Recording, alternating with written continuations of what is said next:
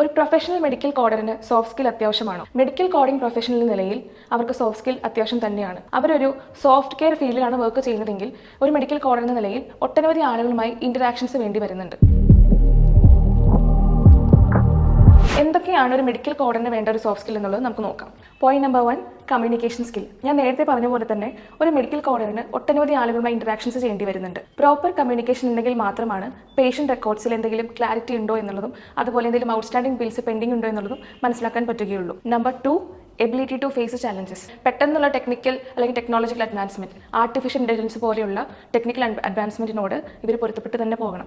പെട്ടെന്നുള്ള claim rejections, അതുപോലുള്ള കാര്യങ്ങൾ എന്തുകൊണ്ടാണ് അല്ലെങ്കിൽ അതൊക്കെ വരും അതിനുള്ള സാധ്യതകൾ ഉണ്ടെന്നുള്ളത് മനസ്സിലാക്കി പോകുന്നവരാണ് മെഡിക്കൽ കോഡേഴ്സിന്റെ ഒരു വിജയം എന്ന് പറയുന്നത്. ഇതുപോലെ ഒട്ടനവധി സോഫ്റ്റ് സ്കിൽസ് ആണ് ഒരു മെഡിക്കൽ കോഡിന് ആവശ്യമായി വരുന്നത്. ആന്റൺസ് മെഡിക്കോഡിലെ കുട്ടികൾക്ക് പെട്ടെന്നൊരു പ്ലേസ്മെന്റ്സ് ആവുന്നതിന്റെ സീക്രറ്റും ഇത് തന്നെയാണ്.